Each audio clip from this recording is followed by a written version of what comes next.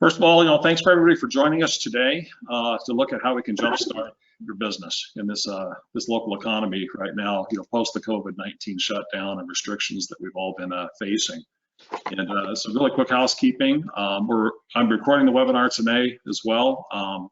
We love interactions with questions. And so as those come up, feel free to ask. The best way to do that is to go ahead and just put it in the chat box. There's a little chat bubble up there on the top, and Pro, who's on the call here, is going to kind of be looking at those and making sure that we get those questions answered. He also knows kind of where we're going with some of this, so if it's a question you're asking that'll get answered a little bit later in the presentation, then he'll probably wait till that point, but we want to make sure that we get any questions answered, and we love interaction. So there's also a lot of some time towards the end of this that hopefully we can do some good discussions about what you're seeing, what you're feeling, and some things that maybe we can help out with. So let's just to introduce myself, I'm Troy Smithson. I'm the area manager here in our Sandy, Utah BBSI office. Joining on the call today is my counterpart, Richard Webb. He's the area manager of our Salt Lake branch. Karen Halliday is one of our human resource consultants. She'll be helping out today on the call. And Pro Sayasith, one of our business development managers as well. He'll be kind of rounding up the questions and helping out with that stuff there. So let's get going. So first of all, as I got thinking about things on this last week or two, is that just kind of the thought of great businesses happen by choice, not by chance.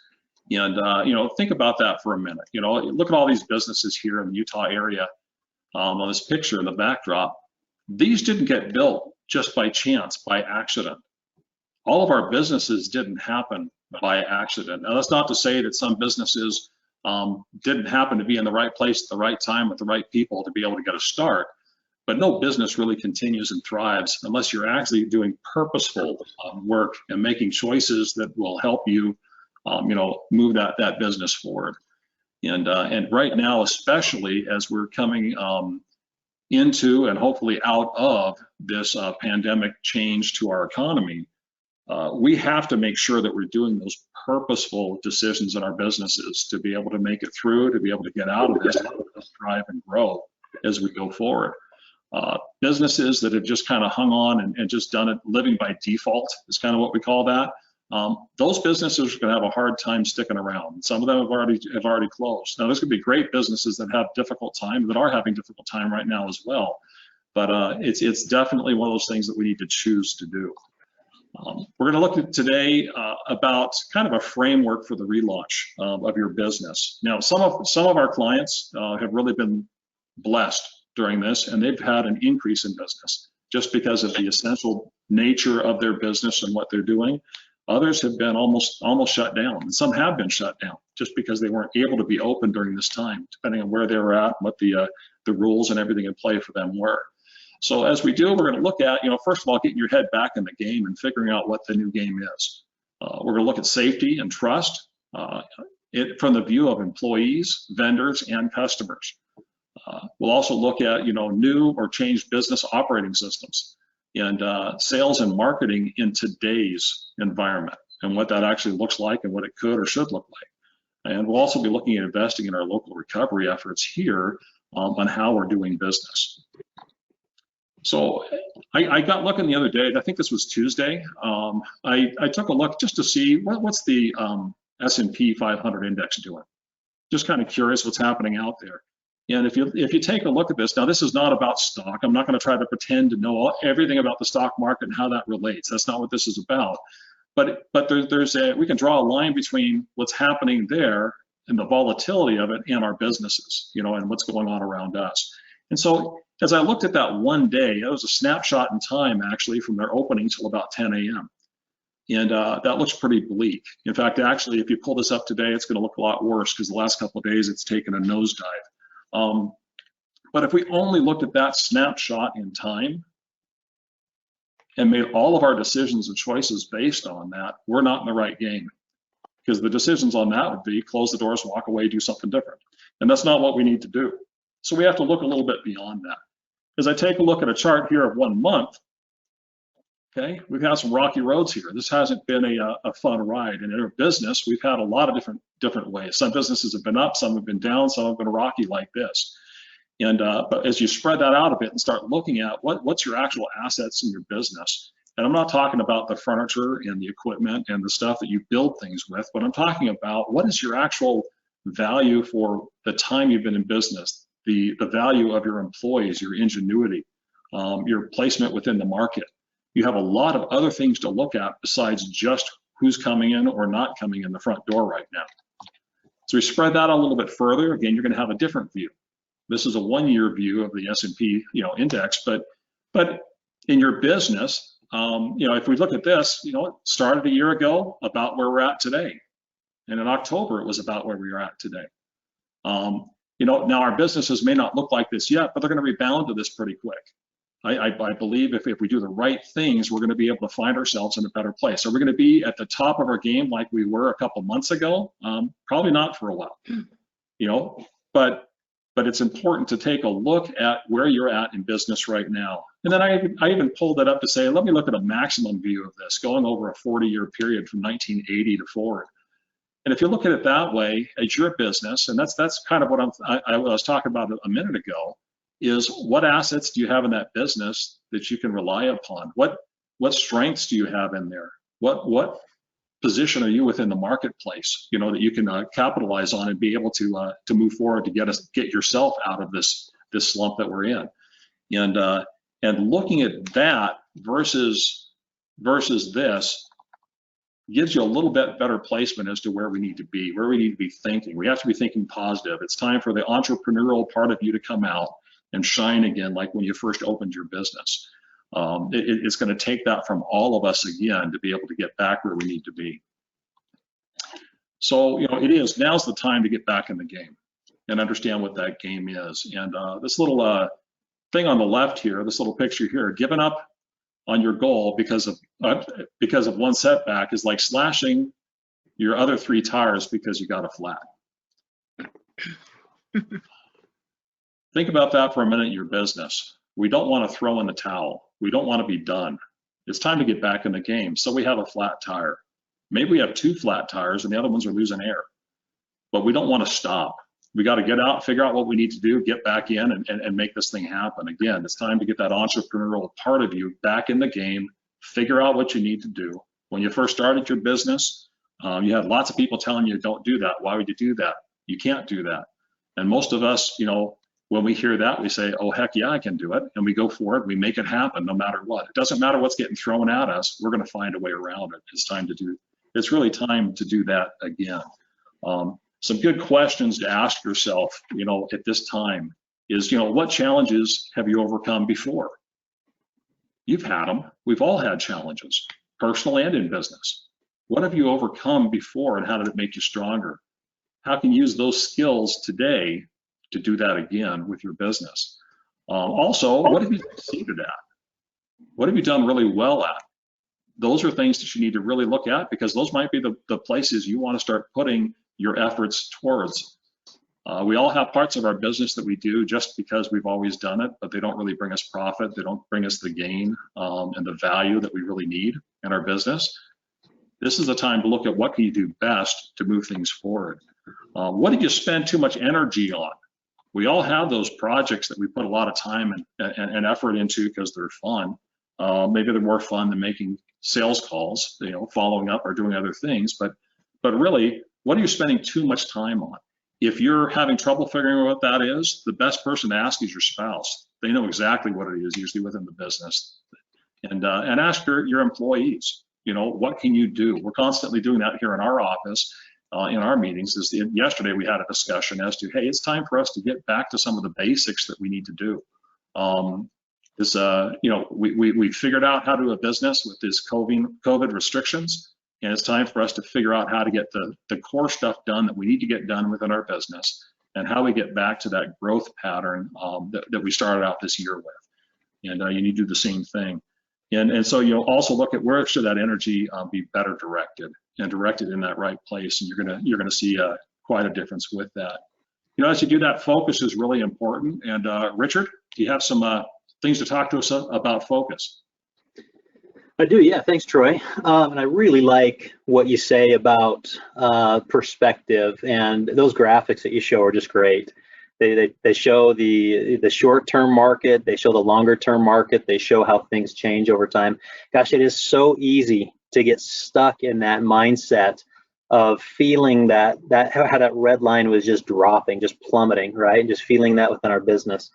And it affects the way we make decisions. We start making knee-jerk decisions. We start doing things rash, and things like slashing all three tires because one tire is flat, right? I mean, how apropos is that to the way that we can tend to make decisions in business if we're not focused on the right thing? So that's a great object lesson, or a great visual that you have there for stretching out that timeline and seeing that overall it's okay. Things are okay overall. Yep, it's been a bad week, a bad month, whatever it is. We'll have those in business. And anybody who's been in business, you have those ups and downs. And a real key is to not get too caught up in either the ups or the downs, but especially when you see that red line just plummeting down, not getting too hung up on that. I love what you say about keeping your head in the game, right? It's a mental game that we play with ourselves, and it is part of this focus. And keeping our head in the game is a big part of it. With the focus, there's an exercise that I'm gonna have everybody do a little homework. Everybody's on the call here. Do a little homework, and you can do this right after the call. You can do this sometime later today. You can do it whenever it works for you. But on the screen there, you see a quadrant that probably you're all familiar with. I don't think this is anything new. If you've read Stephen Covey, and a lot of different people present the same type of thing, that there is a difference between urgent activities and important activities. I mean, they sound really familiar, or they sound really similar, don't they? They sound, well, if it's important, it's urgent stuff I got to do, right? But there's a big difference between important and urgent. Urgent are the things that are screaming for our attention right then. They've got to get done right away, or they feel like they've got to get done right away. But sometimes those things aren't very important.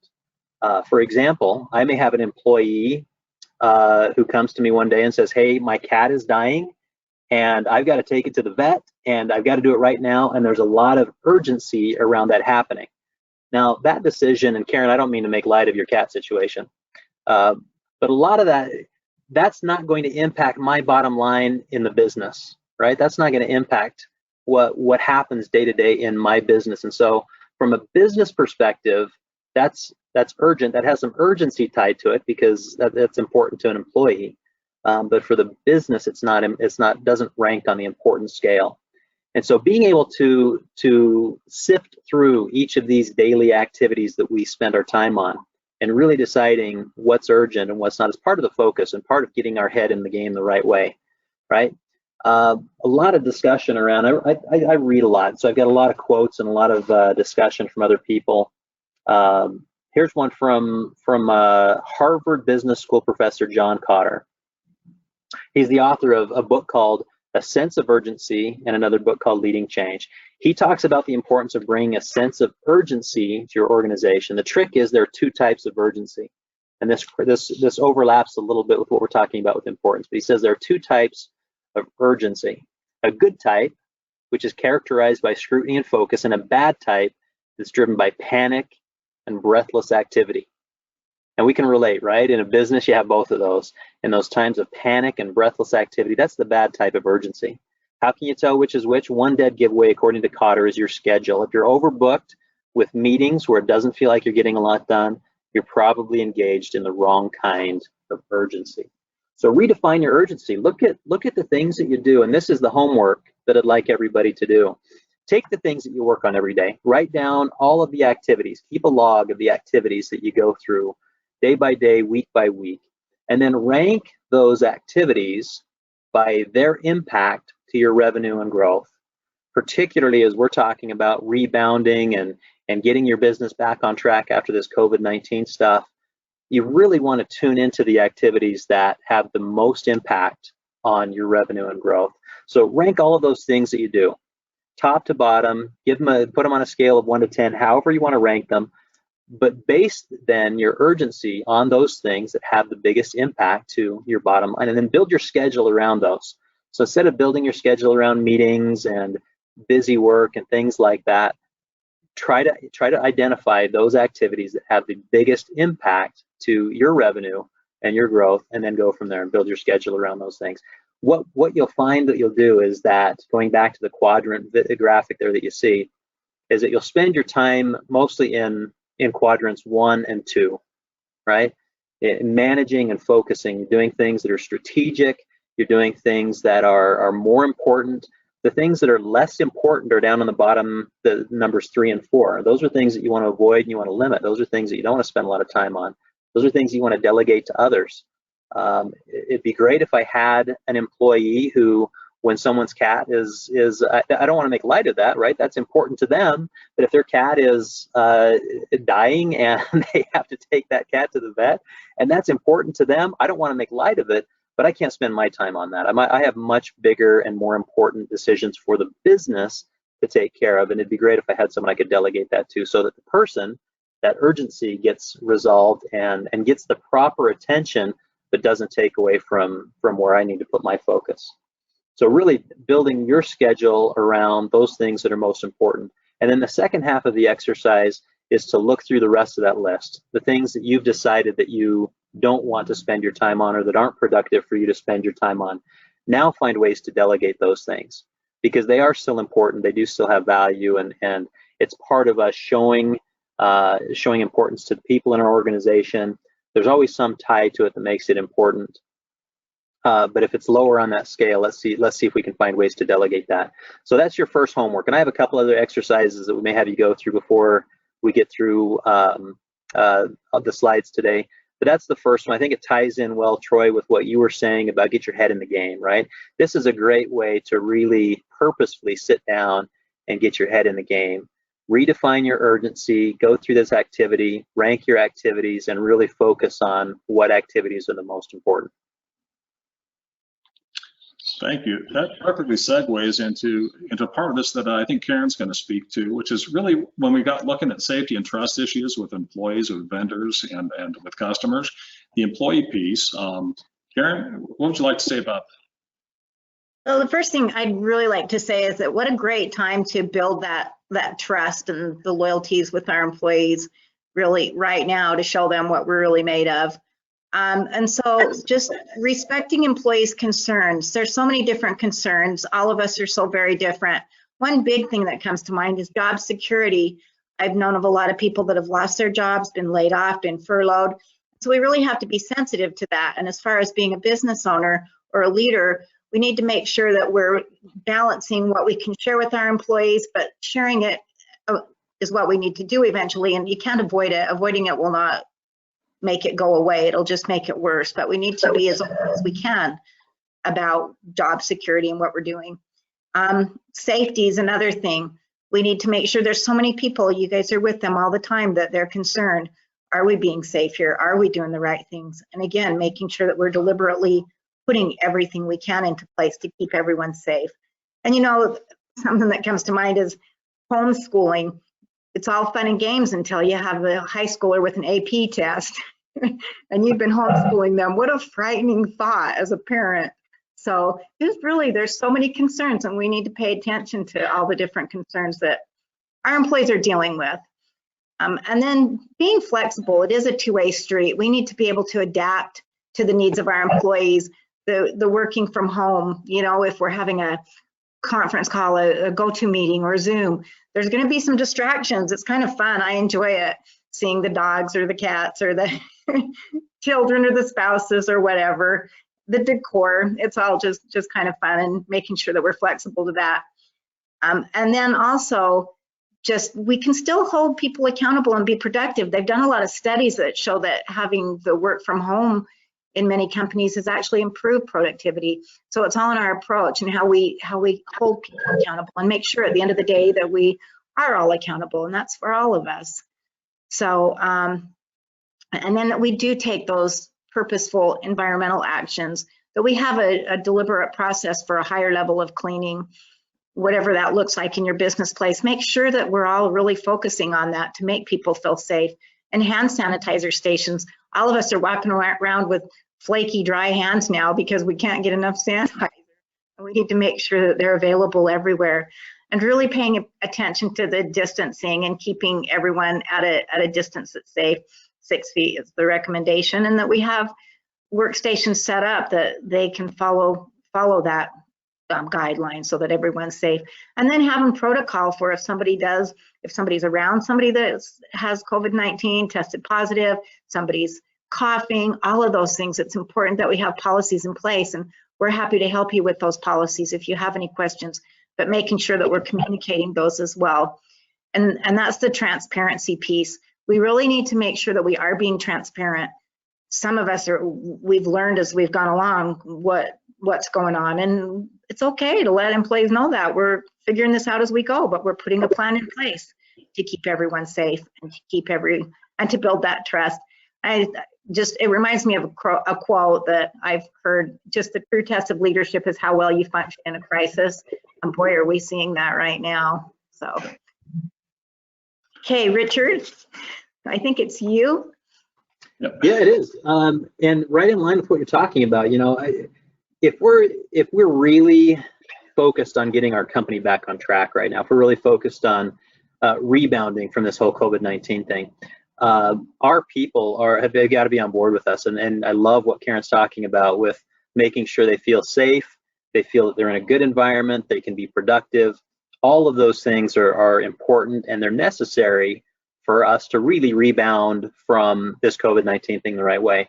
While we're helping them feel safe and helping them feel like they're secure in their roles and that they can be productive, we really want to take advantage of that, right? I mean, we need their help. If we're going to rebound the right way, it's a team effort, and I really need my team if I'm going to rebound the right way. So you have to find ways to engage your employees. If you haven't been good at engaging your employees before, now's the time. If you have been good in the past, you may need to look at re-engaging them, because all of this social distancing and people working from home, maybe you've lost some engagement or some connection with your employees. But you really need to, you're going to need to rely on those employees, and engaging those employees in your effort to rebound is going to be an important part of it. Communication is key. Have to have conversations with them. I have a thing here from Kevin Plank, who's the founder of Under Armour. I think everybody knows Under Armour clothing company.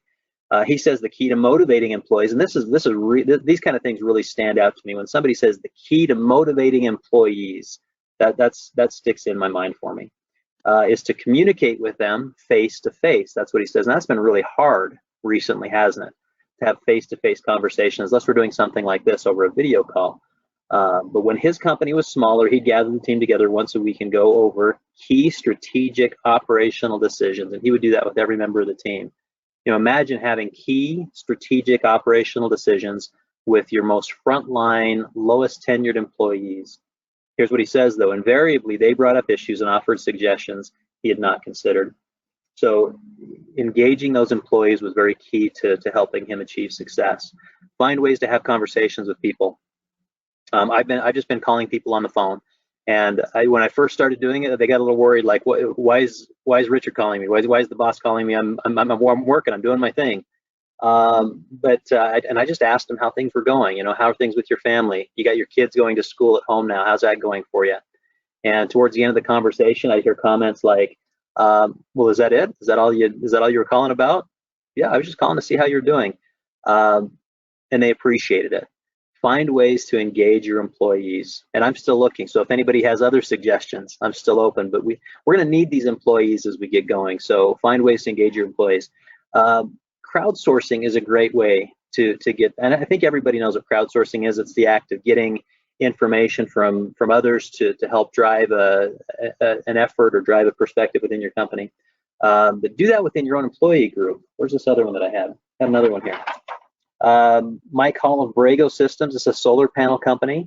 He used SurveyMonkey to allow all of his employees to vote on an idea that was put into a virtual suggestion box. So the combination of putting things into a virtual suggestion box and then voting is all part of crowdsourcing. And the winner, that he gave out a $500 prize. He said he got amazing ideas from that. $500 for a handful of ideas, 2 or 3 that he could use right away, a couple others that may take some development. But what a great way to not only get good ideas for your business, and they will come up with things that you've never thought of, but what a great way to help people feel connected and engaged and part of the team. It's amazing what people will do when they feel like they're part of the team. Next thing I have there is tune your employees into the sales and growth. If you're really focused on rebounding and getting new sales and new life into your business, get everybody on the program, get everybody working together. Now, that's not to say that everybody on your team is a salesperson, right? Because that's not everybody is a salesperson. Not everybody has the mentality, not everybody has the talent, the skill, everybody has a different skill set. But if everybody knows that that's the focus, if everybody knows that that's the direction you're going, everybody can support it in their own way. Everybody can get involved with it and play sales games where it's appropriate. Get the team involved in playing some sales games. Here's one that a junk calling company did. This is like 1-800-GOT-JUNK. President Nick Friedman and CEO Omar Solomon kicked off a rivalry between their countrywide branches to see who could haul the most junk. And they gave away a vacation to the Bahamas. I don't know that all of us can give away a vacation to the Bahamas, but we can find ways to do that. With our team a while ago, we had, just in the course of contacting your clients, being in contact with your clients, let's see who can get the most referrals, the most client referrals in the course of a month. And we gave away a $50 gift card. What a great way, again, just to get your team involved, have them help the effort, and have them tune in to what's really most important to you right now, and that's getting new sales and new life fed into your business. So leveraging employees, what a great way to move the ball down the field. As Karen mentioned, got to make sure they're safe, got to make sure they're taken care of, that they feel comfortable, they feel safe in the environment they're working in, and then really leverage them, really ask them to help the cause of keeping your business afloat and really starting this effort to rebound your business. Let's go on to the next slide. Okay, all the things we just talked about right there, Karen and Richard, also pertain to our vendors and our suppliers. When we're looking at the safety and trust issues there that we need to be creating as we relaunch our businesses and get back into things, we have to respect those vendors' concerns. They've got concerns just like our employees did, and so we need to respect what those are. I get thinking about right now the vendors that have been servicing us. Now, there haven't been as many because we've had such a small team here in the office, but we're still getting FedEx deliveries. We're still getting other things dropped off and picked up, right? And we're still dealing with vendors. They have concerns, and listen to those. You're going to learn a lot from them, and the more comfort you have with them, the more they're going to be able to support you as well. And the flexibility, we talked about that with employees. It's a two-way street. It's the same thing with your vendors. There's some very important things to look at right now. If you haven't already done this, and even if you have, it's continued time to look at these things. Pricing, some of our clients are saying that their supply chain, some of the things that they are purchasing that they need to develop and build their products are costing them a lot more. Take a look at that. The flexibility on that as well. Are you going to be able to provide what I need when I need it? What kind of terms can I get on that, right? The other thing is you're looking at terms in this, when cash is king in business, and that's one of those rules that'll always be, is, you're always looking at your cash flows and other things. And so when you're looking with your vendors, you want to be that vendor they love, that they're going to get the products to quickly and be able to do what needs to be done. But if you can get a little bit more extended terms right now, that's fantastic. And making sure that you're actually meeting that requirement and that commitment you have on that, so that you're in that favored vendor status of theirs, right? The product quality is another thing. Take a look at what's happening right now with your supply chain. Are you getting the same level of product that you were getting before? We've experienced that with some of our clients as well, where the base materials that they've been ordering are coming from a second or a third source compared to where they normally were. Make sure that your pricing is in line with that too. If they're adding extras, because this is another thing, is that if one of the products that you're purchasing or dealing with has a temporary increase because of costs, make sure that that's being billed a little bit separate if you can, instead of in the price of the unit. Or have a talk with them to say, at what point does that come off and we go back down to the price points we were. Be looking a couple steps forward that way within it. And then the time frame, serviceability, and deliverability of those vendors, of that supply chain, making sure that they're going to be able to get you what you need in the right time frames, so that you can do what you do best, which is business, is get your business rolling forward. Transparency is also is required with this as much.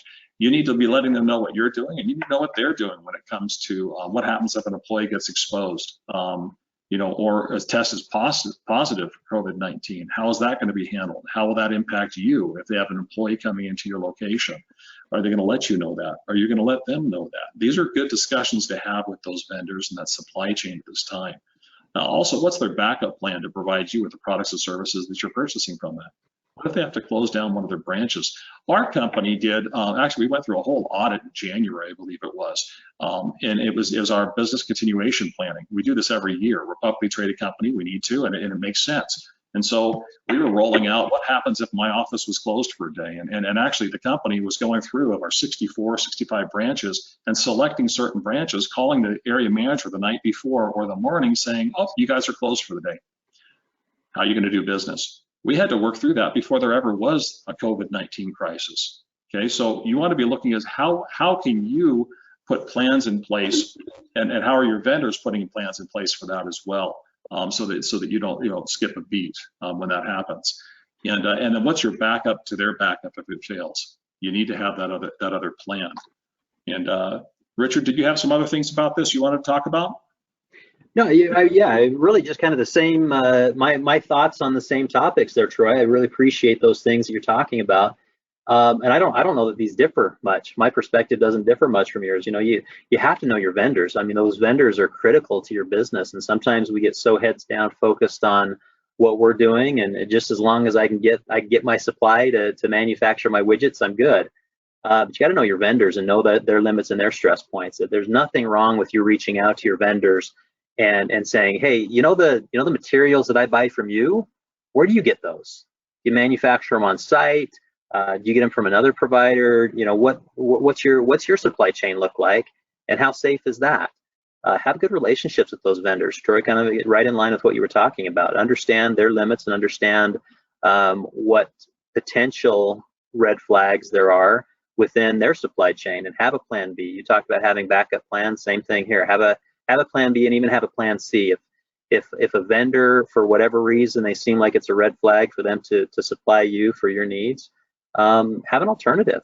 Have something that you can turn to, and maybe even a second that you can turn to make sure that you can keep yourself in business. Boy, how many businesses could we go back and look at that folded or went under or really struggled, not for anything that they were doing on their site or within their decision tree, but because they couldn't get the materials. In fact, I just talked with one yesterday. They have orders for every product that they can produce, and they can produce as many products as they have supplies for.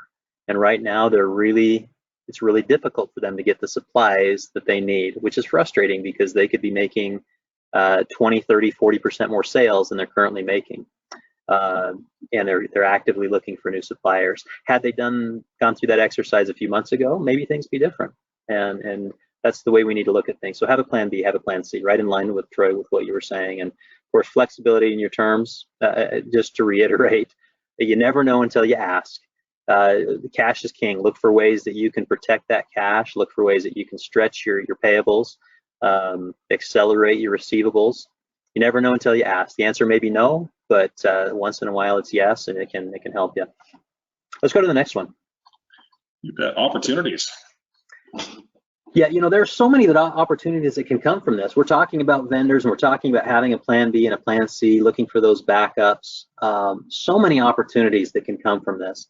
Expand your network. This is a great time, especially if you have some downtime, and some businesses do and some businesses don't, but a great opportunity to reach out and look for new network opportunities. Who can you, even just in looking for a plan B or a plan C, who else can you network with out there? And you never know what kind of things are going to come from that. There's a cool product out there, these little ATM type machines where consumers can walk up and they can charge their cell phone or they can charge their portable electronics with these high-speed chargers. Drop in a credit card, it charges you a nominal fee, and you get to charge up your devices.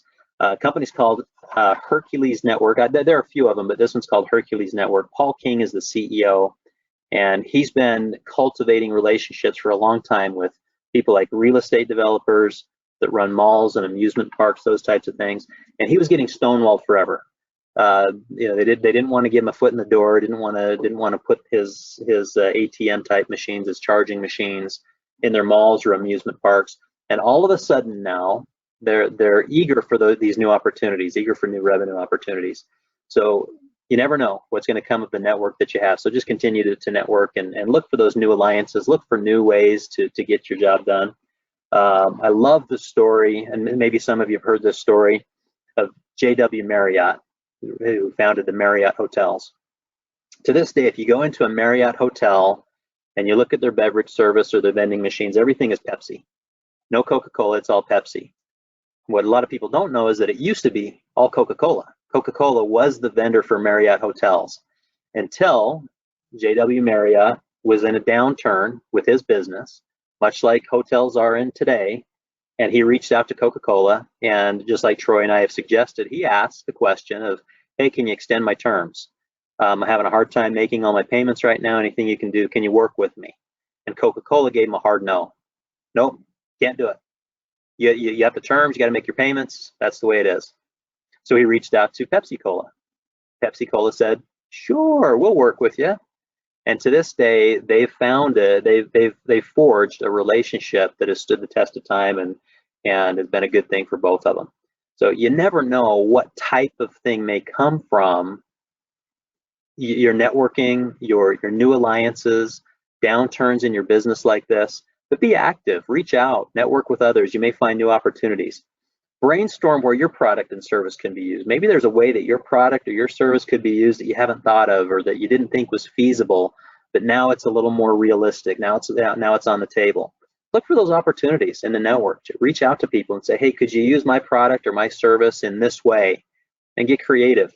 Again, you never know what can come about from that. So many companies have gone through evolutions like that where they set off to do business one way and something changed. In fact, I just met with a client yesterday. They do cross-docking and warehousing. And when they started, their plan was to do no cross-docking. They didn't even think about cross-docking. I don't know if these terms make sense to everybody, but I'm just learning what they are myself. But they had one business model, and just in the course of being open, they've now changed their entire business model, and they can see 10 times the growth that they would have had with their previous business model. And the business owner is just beside himself thinking, I feel like I just stumbled into this. I just feel like I just won the lottery because my business model that I started to build was not going to do what this new business is going to do. So brainstorm where your product and service can be used. You may surprise yourself. Last thing with respect to opportunities and never knowing where the next opportunity is going to come from is just share information. Get information out there fast. Get it out to your customers. Get it out to your clients, your employees, whatever you can do to get information out there fast. There's a dress manufacturer, and I don't know the name. It's a French manufacturer of women's clothing, and they had their patterns, their dresses in a lot of different shops, and kind of cruising along like every other business until they did one thing. They opened up a communication channel that went directly from the customer to the store clerk to their manufacturing team. And when a customer would come to the counter and say, hey, do you have this dress in red? Or do you have this dress with the sash on this side? I don't know anything about dressmaking, so whatever requests that they would make, they would take that to the clerk, and the clerk would immediately forward that to the factory, and the factory would start production on requests and get something out. And it got to the point to where someone would ask a question of the clerk, and the clerk would say, no, we don't have anything like that in stock, but give us a week and they probably will, if it was something that was being requested. And it helped that company soar to the top of their industry. So share information fast, look for those opportunities, brainstorm where you think your business or your product can be valuable or can be used. You never know where that next opportunity is going to come from.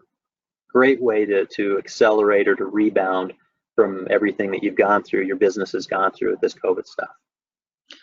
That's great. As we look at these opportunities, there's obviously what's that going to bring us as customers, and I'm going to talk again about that safety and trust on the customer side now, because you may have the best product out there, right? You may have the best way to deliver it and a fantastic team and everything else, but if your customers don't have a trust right now of going into your facility or doing business with you in a different way, there's going to be an issue there. You know, you have to have that taken care of. So again, like the other ones that we talked about on safety and trust, it's going to be very similar. Respect the customer's concerns.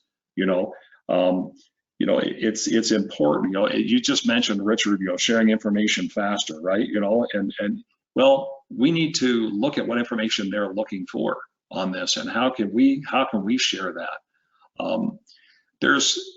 It's interesting. I have a friend that owns some gyms in California, and he opened last week against the governor's choice, you know, or against what the government's doing there on the lockdowns.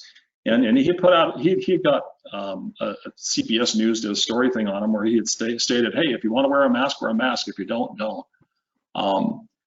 That may work for him right now, but the reality is that there's a lot of people that are uncomfortable with that, you know, and so you have to look at what messages you're even sending out there to your customers.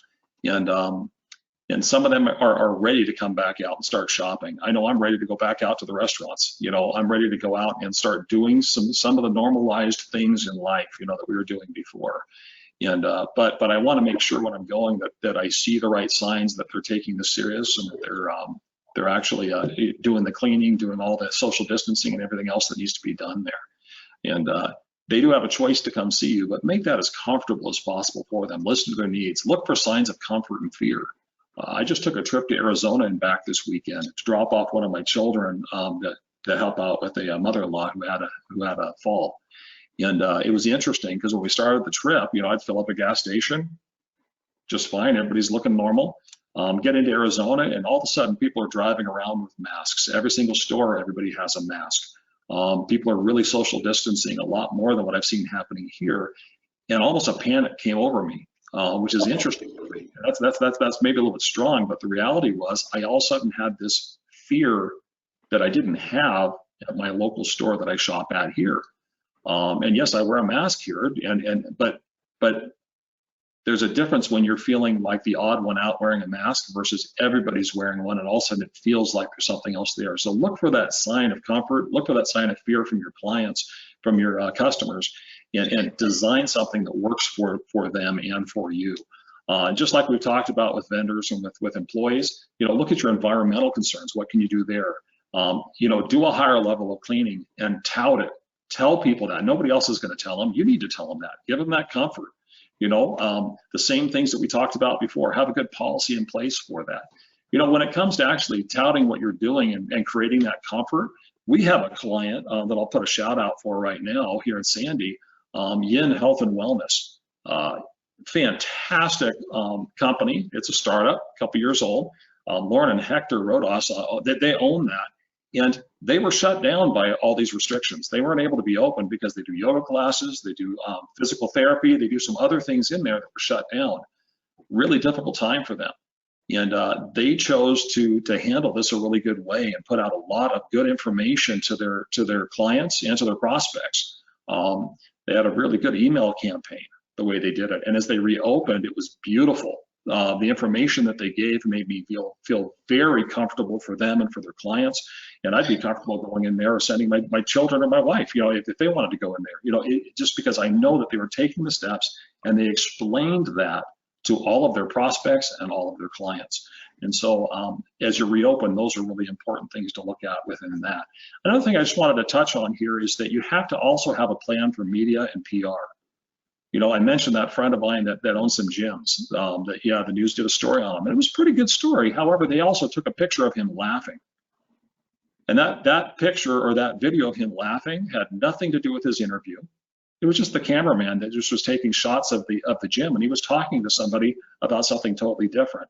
And they portrayed him in a way almost like he was laughing at the seriousness of this, and that's not what he was doing at all.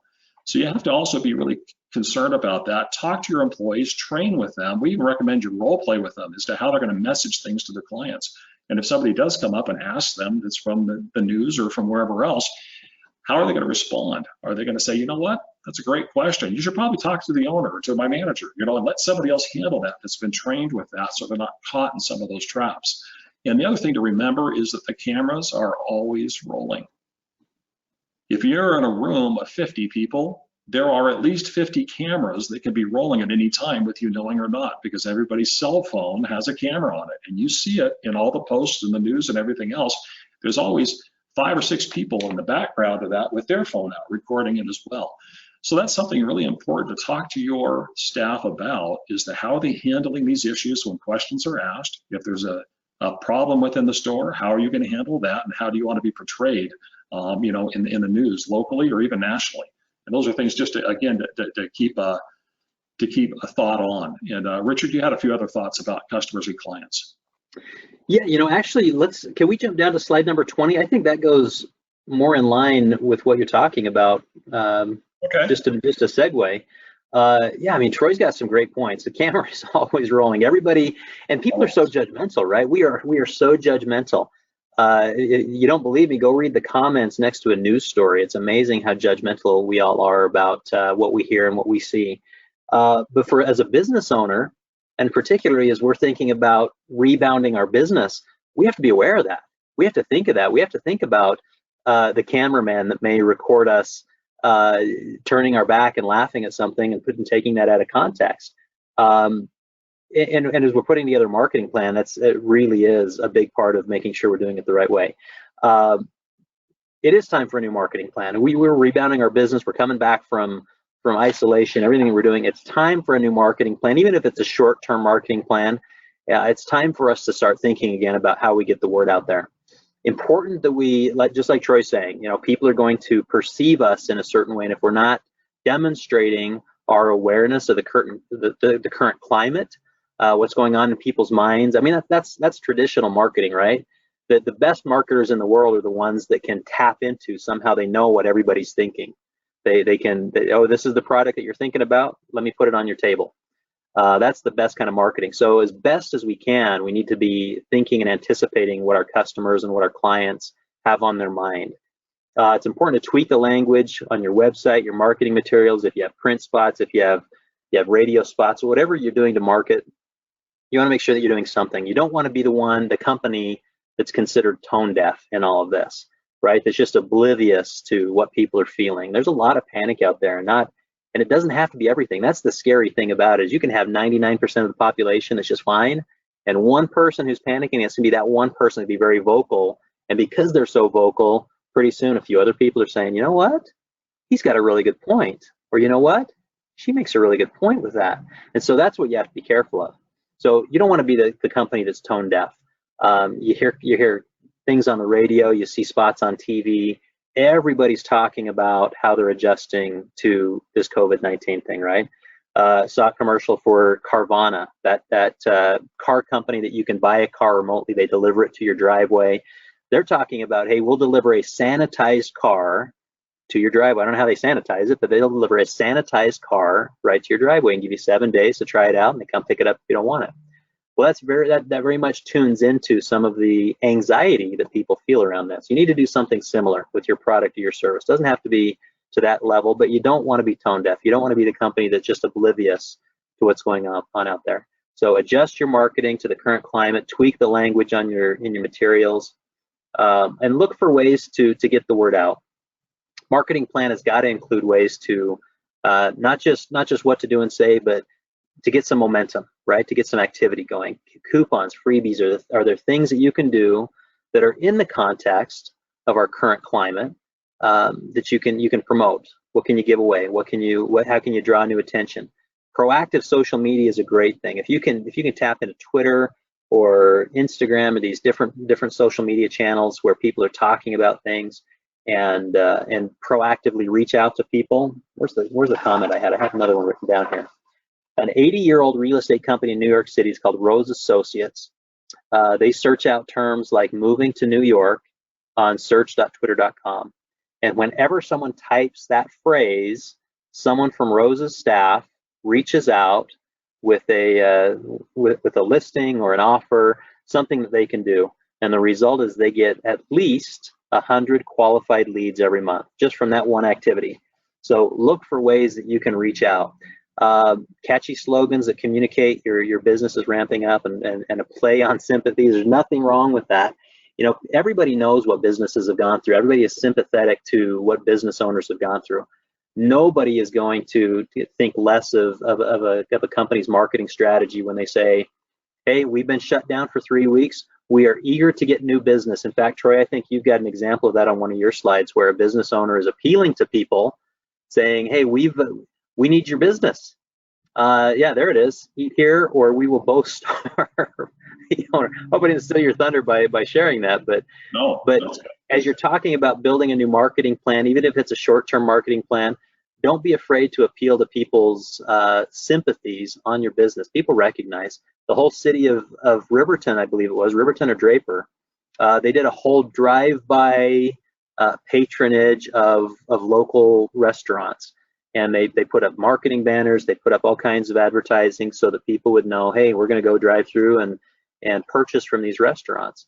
People know that this is a hard time for business owners. Don't be afraid to say, hey, we're ramping back up. We're offering a few specials. Please come and check us out. Please come and have a look. I know I would if someone offered something and it was something I was in the market for and they said, hey, we're ramping back up. We need your help. I'd go give it a look. So start with a new marketing plan. This is the time to do it. Again, it's part of that, get your head in the game and be purposeful about your rebound, but a marketing plan is a big part of it. All right, well, thank you. And I'll just say on that, eat here or we both starve, I'm also going to flip it to say shop here and do commerce here or we all starve. If you've got things you're buying, Amazon's had enough business. Look for a supplier locally. What can we do to help with those things? And, we're coming up at the top of the hour. It went a lot faster than I thought. Hopefully this has been helpful. And, here at BBSI, we try to do our best to help our clients and actually right now, all small businesses, because the fact is we're all in this together. We're all trying to come out of this thing. And the better our economy does, the better for all of us. And so if you have questions, if you're not a client, feel free to reach out to any of us. And if you are a client, hopefully through our deep dives, our strategic meetings, all the other stuff that we do, trainings like this, hopefully that's helping. But also reach out and let us know how we can help you with your particular business. Yeah, Troy, can I just add to that? You and I are so much on the same page with this. We at BBSI, we look at business, local business in particular, as an ecosystem, right? We are all dependent on each other, and us rebounding in our own way has to include helping others rebound as well, right? You never know that company next door to you or the company down the street from you, what kind of ties they have to your business. It's an ecosystem, and if you know other businesses that could benefit from what we do, we're doing a lot of the stuff that we do that BBSI has done for years and years. We're doing a lot of it for free just because of that ecosystem, just to do our part to help businesses survive and businesses thrive through this time. So if you know of business owners that could benefit from having a conversation with us or participating in some of these events, certainly point them our way. We'll be happy to help them.